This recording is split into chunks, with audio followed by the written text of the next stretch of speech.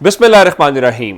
लाखों करोड़ों दुरूदो सलाम मोहम्मद मुस्तफ़ा सल्लल्लाहु अलैहि वसल्लम और आले मोहम्मद पर। मैं हूँ उमर दराज गोंदल। पाकिस्तान में मैं जब एक वीडियो बना रहा होता हूँ तो सूरत हाल बिल्कुल मुख्तलिफ होती है और अगली वीडियो जब आप तक पहुँचाने की कोशिश करते हैं तो बहुत कुछ बदल रहा होता है। मिसाल के तौर के ऊपर कल आपने देखा कि आसिफ अली जरदारी लाहौर में पहुँचे। लाहौर में पहुँचने के बाद उन्होंने एक फ़ाइल दी।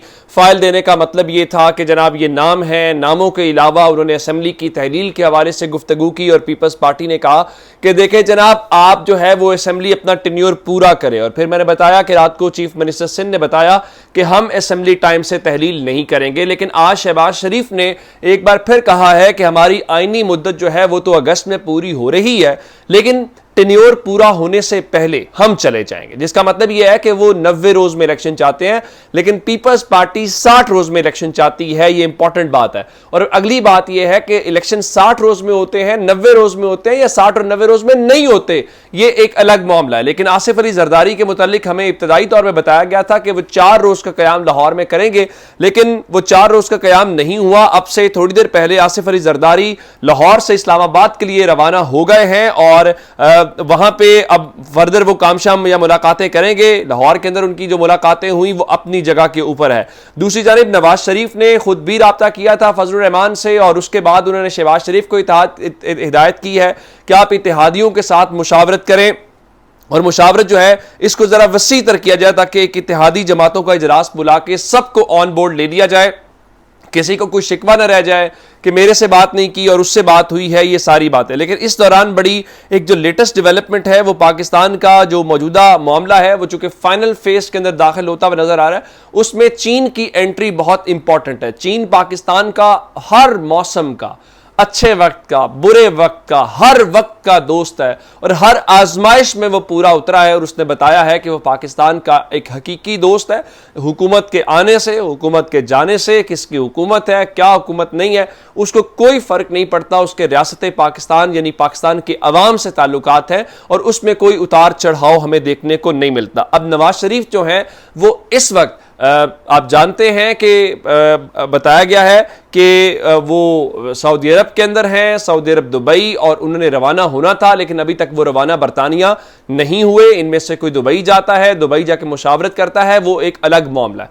लेकिन अब खबर यह आई है, जो आसमा शिराजी हैं वो नून लीग के बहुत करीब तस्वुर की जाती हैं और आप सब जानते भी हैं, पिछले दिनों वो नवाज शरीफ से मुलाकात भी उनकी हुई। आज उन्होंने ये दावा किया है कि नवाज शरीफ बरतानिया जाने से पहले चीन का दौरा कर सकते हैं। अब जाहिर है कि ये दौरा किसी सरकारी हैसियत में नहीं होगा और आम तौर पे आपने देखा ही होगा कि चीन के जितने दौरे होते हैं वो ऑफिशियल लेवल के ऊपर होते हैं। बाकी इंडिविजुअल लेवल के ऊपर कोई इख्तलाफ नहीं है। पाकिस्तान के अंदर कोई सियासी जमात है, कोई भी तबका है, चीन के मामले के ऊपर कोई किसी किस्म का इख्तलाफ नहीं है। लेकिन हमारे यहाँ पॉलिटिकल लेवल, क्योंकि उनका पॉलिटिकल सिस्टम और तरह का है, हमारा जरा और तरह का है, तो इस सारी सिचुएशन के दौरान कोई इस किस्म के टर्म्स नहीं है कि यहां से डेलीगेशन जाएं वहां के, और इस किस्म की नहीं है। लेकिन अगर नवाज शरीफ जाते हैं तो ये एक बहुत ह्यूज डेवलपमेंट होगी। अब मालूम नहीं है कि वो इसको क्या रंग देते हैं। क्या वो ये कहते हैं कि उनको चीन की गवर्नमेंट की तरफ से बुलाया गया है, या फिर वो ये कहते हैं कि वो बतौर वजीर आजम कुछ श्योरिटीज दे रहे हैं, या वो पाकिस्तान की स्टैब्लिशमेंट को ये पैगाम देना चाहते हैं कि देखा मेरे ताल्लुकात कितने ज्यादा हैं चीन के साथ, या मेरे कितने ताल्लुकात हैं सऊदी अरब के साथ, या मेरे कितने ताल्लुकात हैं दुबई या जितने भी अरब शाही खानदान हैं उनके साथ। तो ये एक वो ट्रैप भी हो सकता है जहां पे ये तासुर दिया जाए कि मुझे वजीर आजम लाया जाए तो मुझे वजीर आजम आप लेके आएंगे तो मैं बहुत सारी चीजें कंट्रोल कर सकता हूं। अब दूसरे लेवल के ऊपर ये देखना पड़ेगा कि चीन की गवर्नमेंट उसको कैसे करती है। कि ये मिसाल के तौर पर जैसे बहुत सारे बिजनेस में, नवाज शरीफ साहब का बिजनेस भी है, तो बिजनेस के लिए लोग जाते हैं, तो क्या ये एक बिजनेस टूर होगा? अब उस बिजनेस टूर को नवाज शरीफ पाकिस्तान के अंदर सियासी तौर पे वो एक जेस्चर देने की कोशिश करेंगे कि देखें जी चीन ने भी मेरी हिमायत कर दी है या चीन भी मुझे पसंद कर रहा है। और चीन पाकिस्तान में, फिर मैं बता रहा हूं, किसी गवर्नमेंट को सपोर्ट नहीं करता, किसी पॉलिटिकल पार्टी को सपोर्ट नहीं करता। चीन पाकिस्तान के साथ खड़ा होता है। यहां पे नून लीग की गवर्नमेंट आए, तहरीक इंसाफ की गवर्नमेंट आए, पीपल्स पार्टी की गवर्नमेंट, किसी की गवर्नमेंट आए, इससे चीन के और पाकिस्तान के ताल्लुकात को कोई फर्क नहीं पड़ता। लेकिन अब देखना यह पड़ेगा कि नवाज शरीफ इस मामले को किस तरह से नून लीग करती है और क्या टूर हो भी पाता है या नहीं पाता, यह भी एक बड़ा इंपॉर्टेंट है, क्योंकि आसमा शिराजी के जरिए खबर चलवा देना यह भी एक उनकी इमेज रीबिल्डिंग की कोशिश हो सकती है, लेकिन ग्राउंड के ऊपर क्या है यह बड़ा एक अलग मामला होगा। अब ग्राउंड के ऊपर तो आप जानते हैं कि वो इमरान खान मौजूद हैं और आज शहबाज शरीफ ने अमली तौर पे सरेंडर कर दिया है। उनके साहबजादे आज कह रहे थे जी इंतखाबात का इनेकाद बर वक्त होना चाहिए, हमजा शहबाज शरीफ कह रहे थे, बिल्कुल ऐसा ही है। साथ वो फरमा रहे थे मुल्क का मुस्तकबिल शफाफ इंतखाबात में पिन्हा है। ये बात आपको कितने अरसे से इमरान खान बता रहे थे लेकिन आपको समझ नहीं आ रही थी, लेकिन आज शहबाज शरीफ ने बड़ी दिलचस्प बात की है जो इमरान खान की कामयाबी का सबूत है।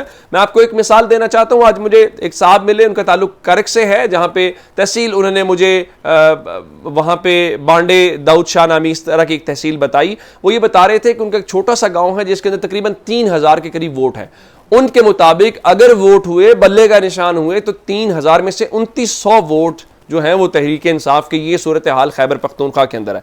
अब शहबाज शरीफ क्या बता रहे थे? शहबाज शरीफ बता रहे थे जनाब कि इंतखाबात में अवाम जिसको लाएंगे हम तस्लीम करेंगे, जिसका मतलब है कि शहबाज शरीफ को और नून लीग को इस बात की रियलाइजेशन है कि सूरत हाल ऐसी हो सकती है जिसमें वो ना हो कोई और हो, तो वो अपनी तरफ से ये जेस्चर देने की कोशिश कर रहे हैं, ये अच्छे बच्चे बन के एस्टैब्लिशमेंट को भी, ताकत वालों को भी, कि देखें भाई अगर हम ना भी हुए तो हम कोई रौला नहीं डालेंगे, हम कबूल करेंगे और हम सिस्टम के साथ होंगे। ये उनकी एक आज एक लिहाज से उनका अगले इंतखाबात में जिसको अवाम आगे लाए हम तस्लीम करेंगे, हमें मौका मिला तो मुल्क को खुशहाली की तरफ लेके जाएंगे। देखें राइट नाउ आप को ही मौका मिला हुआ है, लेकिन आप मुल्क को कितनी ज़्यादा खुशहाली की तरफ लेके गए हैं। मेरे ख्याल से ये कोई यूटिलिटी स्टोर्स के ऊपर दालें महंगी हो गई हैं, आप इससे अंदाज़ा लगा लीजिए ओवरऑल क्या सिचुएशन है मुल्क के अंदर। हाँ, IMF अभी भी मुतमईन नहीं है, उन्होंने रियल स्टेट और ज़राई शोबे पर टैक्स आयद करने का प्लान मांग लिया है कि आप ये बताइए और उसके बाद अगले होंगे।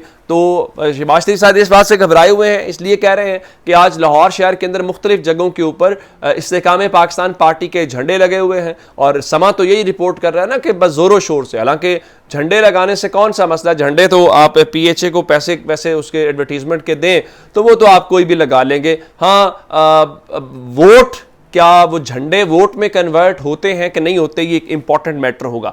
लेकिन मैं आपको अब निगरान वजीर आजम का चूंकि बहुत ज्यादा शोर है, ये जो जरदारी साहब मुलाकातें यहां पे कर रहे हैं, अब वो इस्लामाबाद जा रहे हैं, बहुत सारे नाम हैं, बहुत सारे नाम चलवाए जा रहे हैं। जब वजीर आजम के लिए, निगरान वजीर आजम के लिए नाम आपके गर्दिश में, तो आप अपना कद काट बड़ा करने की कोशिश करते हैं और ये तासुर देते हैं कि देखें आप मुल्क के बड़े लोगों में शुमार होते हैं। तो मैंने आपको बताया था कि हमारे पास खबर यह है कि जो अगला इंटरिम प्राइम मिनिस्टर आएगा, ये मैं भी बहस को उसको छोड़ देता हूं कि ये अपनी जगह पे कि इलेक्शंस 90 रोज में या 60 रोज में होते हैं या उसको प्रोलॉन्ग किया जाता है निगरान सेटअप को। लेकिन मैं आपको बता चुका हूं, मेरे पास जो खबर है वो ये मेरे जराये बताते हैं कि चीज़ें शायद किसी माहिर मुआशियात की तरफ जाएंगे। और मैं आपको 2 नाम बार बार बता चुका हूँ कि रज़ा बाकर का नाम बड़ा उसमें हॉट फेवरेट है, हफीज शेख का है, लेकिन मैंने आपको यह भी बताया था कि मुमकिन तौर पे ये हो सकता है, ये ना हुए तो होगा कोई इकोनॉमिस्ट, कोई इकोनॉमी से जुड़ा हुआ।